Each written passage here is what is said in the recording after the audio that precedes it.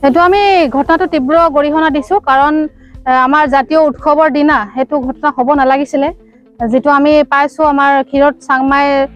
আমাৰ বুথ ভাৰতীয় জনতা পাৰ্টি তেওঁ বুথ সভাপতি হয় সোণালী পথত খুমটাই গাঁও সোণালী পথত তেওঁৰ ঘৰ য'ত তেওঁ ভেলা ঘৰত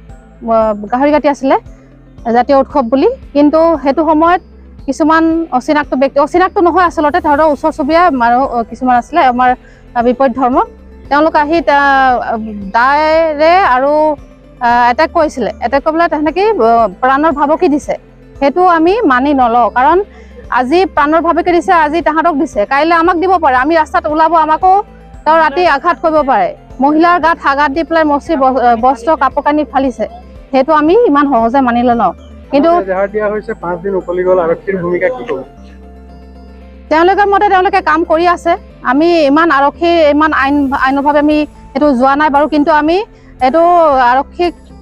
অনুৰোধ জনাইছো যে তেওঁলোকে যাতে অতি শীঘ্ৰেই ইয়াৰ উচিত শাস্তি তেওঁলোকক দিয়ে আৰু আমি ৰাইজৰ যাতে তেহঁতৰ পৰা যেটো প্ৰাণৰ ভাবুকি দি থৈছে আমাক মহিলাৰ হয় না আমাৰ মহিলাৰ সুৰক্ষিত হেতু আমাৰ কি কম এটা আমাৰ কাৰণে বহুত ডাঙৰ কথা কাৰণ আমি মহিলা হয় লাজৰ কথা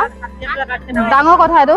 আৰু হেতু আমি তীব্ৰ গৰিহণা দিছো এটো উচিত শাস্তি অতি শীঘ্ৰে আমাৰ লাগে নহলে আমি আগলৈ বেলেগ চিন্তা কৰিম আৰু বিহু উপলক্ষে গাহৰি মাংস কটাক লৈ মাৰপিটক কেন্দ্ৰ কৰি চৰাইদেউ জিলাৰ মৰাণহাট আৰক্ষী থানাত উপস্থিত অৰ্ধ শতাধিক পুৰুষ মহিলা দুখীক গ্ৰেপ্তাৰ কৰি জেল হাজতলৈ প্ৰেৰণ কৰা দাবী ৰাইজৰ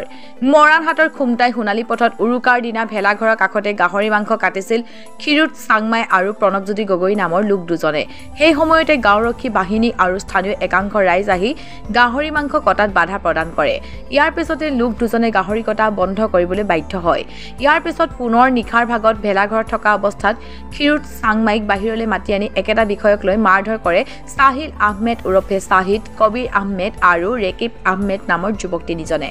ক্ষীৰোদ চাংমাইক ৰক্ষা কৰিবলৈ যোৱা ক্ষীৰোদ চাংমাইৰ পত্নী আৰু মাতৃৰ লগতে আন কেইবাগৰাকী আঘাতপ্ৰাপ্ত হয় ইফালে ঘটনা সংক্ৰান্তত আৰক্ষীয়ে এক গোচৰ ৰুজু কৰাৰ লগতে যুৱক কেইজনক সোধা-পোছা কৰি নটিছত এৰি দিয়ে ইয়াৰ পিছতে পুনৰ ক্ষীৰোদ চাংমাইক প্ৰাণে মৰা ভাবুকি প্ৰদান কৰাত ন্যায় বিচাৰি মৰাণহাট আৰক্ষী থানাত উপস্থিত হৈ স্থানীয় ৰাইজ আৰক্ষী ভূমিকা আমি যিখিনি দেখিছো আমাৰ হেদিনাখনে ৰাতি আমাৰ জনোৱা হৈছে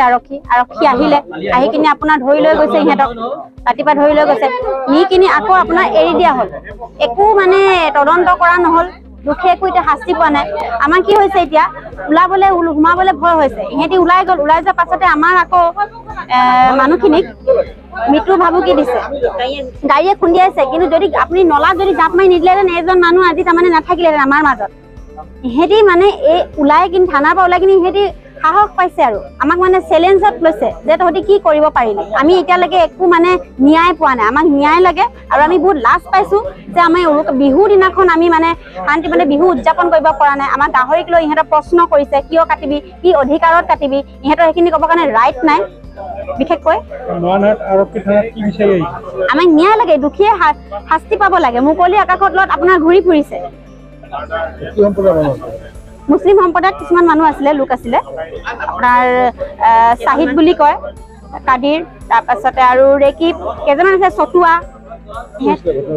ঘটনাটো এনেকুৱা ধৰণৰ হৈছিলে মানে আপোনাৰ ভোজ ভাত খাবলৈ এটা গাহৰি আনিছিলে আমাৰ মিলি জুলি কিনি মানে লোক কেইজনমান ইহঁতি মানে দিনতে কিছুমান প্ৰশ্ন কৰিলে যে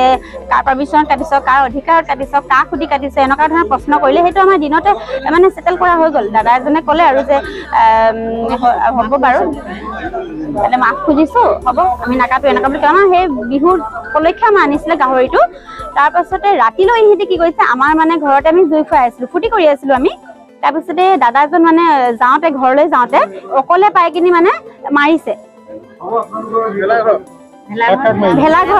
ভেলাঘৰ টানি আনি কিনি আপোনাৰ কাক মাৰিছে মানে এয়া ক্ষীৰোদ চাংমাই তাৰপিছতে তেখেতৰ পত্নী ৰুমা চাংমাই তাৰপিছতে আমাকো গুৰ মাৰিছে পিঠিত ঘুচা মাৰিছে আমি লাজ পাইছো তৰোৱাল লৈ আহিছিলে আপোনাৰ বহুত দীঘল তৰোৱাল লৈ আহিছে গুলিয়াই দিম বুলি কৈছে আপোনাৰ অপেন কৈছে মানে গুলিয়াই দিম বুলি কৈছে আমি লাজ পাইছো মহিলা আমাৰ নিৰাপত্তা ক'ত আমাৰ নিৰাপত্তা লাগে দুখীয়ে মুকলি আকাশত ঘূৰি ফুৰিছে অতি সোনকালে ইহঁতক গ্ৰেপ্তাৰ কৰিব লাগে আমাৰ ওপৰত সেইটোৱে কথা আৰু আমাৰ উৰুকা দিনা যোৱা 13/2025 সোমবাৰে অসমীয়া পাঞ্চত মাঘ বিহু সেই মাঘ বিহুৰ তাত যিহেতু সদায় গাহৰি নাকাটে মাঘ বিহু কাটিছিলে গতিকে ভেলাঘৰ গতিকে সেই ভেলাঘৰত গাহৰি কটা অপৰাধত শ্বাহিদ আহমেদ আপোনাৰ কাদিৰ আহমেদ ৰাকিব আহমেদ তিনিজনে যিটো ঘটনা সংঘটিত কৰি জানিছে যি মহিলাই হওক বা তাত পুৰুষেই হওক তেওঁলোকক প্ৰাণে মৰাৰ চেষ্টা কৰিছে কাপোৰ কানি কৰি সানি নতাৰ চেষ্টা কৰিছে আচলতে তেওঁলোকৰতো বহু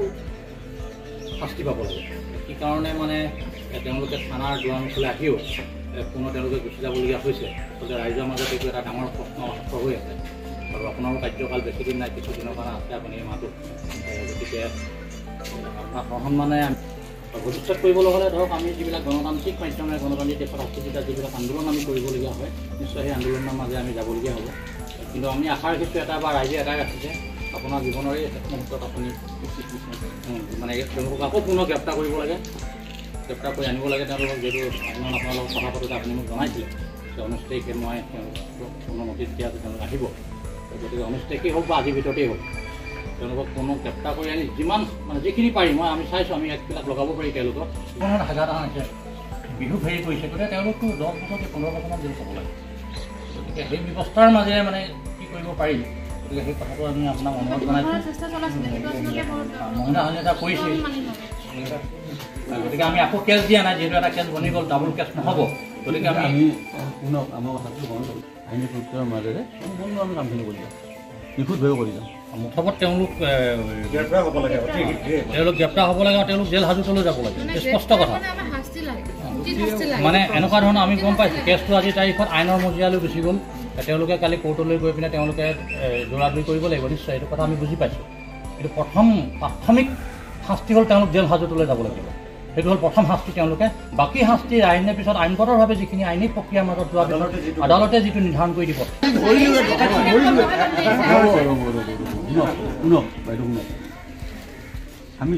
আমাৰ প্ৰথম দাবী হৈ গ'ল তেওঁলোকক জেল আকৌ পুনৰদৰে জেল হাজতলৈ পঠিয়াব লাগে আপুনি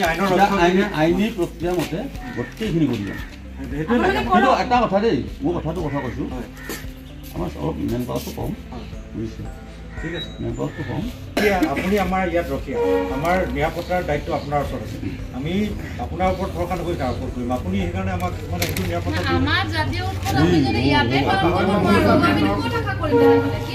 গাহৰি মাংসটো চৰকাৰে বেয়া পোৱা নাই ছাৰ কাটিবলৈ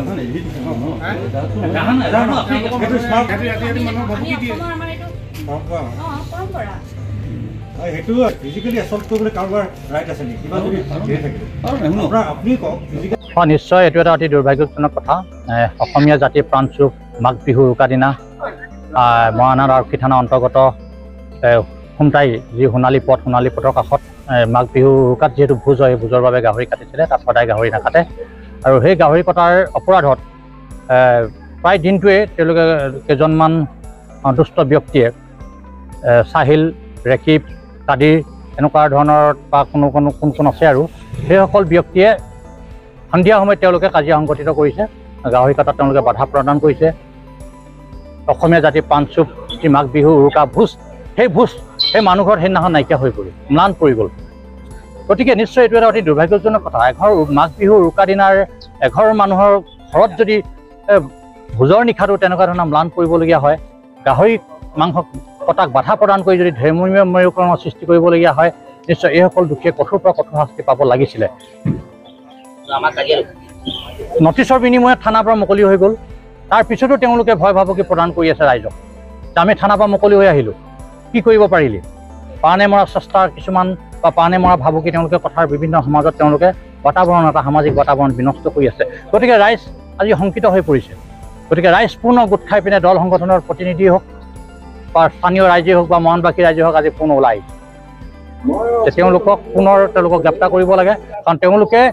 যি ধৰণে আচলতে তেওঁলোকে এনেকুৱা এটা ঘটনা সংঘটিত কৰাৰ পিছত তেওঁলোকে যিটো পথত থাকিব লাগিছিলে নাথাকি তেওঁলোকে আকৌ ভয় ভাবুকি যিটো শংকা প্ৰদান কৰিছে গতিকে তেওঁলোকৰ ওপৰত বিহিত ব্যৱস্থা গ্ৰহণ কৰিবৰ বাবে আজি পুনৰ এখন মৰাণহাট আৰক্ষী থানাত এখন প্ৰতিলিপি নিষ্পত্তি প্ৰদান কৰিছে আৰক্ষী অধীক্ষকক প্ৰতিলিপি প্ৰদান কৰিব জিলা আয়ুক্তকো কৰিব আৰু আপোনালোকৰ সংবাদ মাধ্যমৰ যোগেদি আমিও অসম আৰক্ষী সঞ্চালক প্ৰধান অসমৰ মাননীয় মুখ্যমন্ত্ৰী মহোদয় চৰাইদেউ জিলা আৰক্ষী অধীক্ষক চৰাইদেউ জিলা আয়ুক্ত মহোদয়ক অনুৰোধ জনাইছোঁ এনেধৰণৰ ব্যক্তিক কঠোৰতম শাস্তি দিব লাগে সম্প্ৰীতি অসমত সম্প্ৰীতি মৰাণত এনেকুৱা ধৰণৰ ধৰ্মীয় মেৰুকৰণ বা এনেকুৱা ধৰণৰ মাঘ বিহু উৰুকাৰ ভোজৰ নিচিনাৰ দিনত যাতে এনেকুৱা ধৰণৰ ঘটনা সংঘটিত নহয় তাক দোষী কঠোৰ শাস্তি পাবৰ বাবে অনুৰোধ জনাইছোঁ।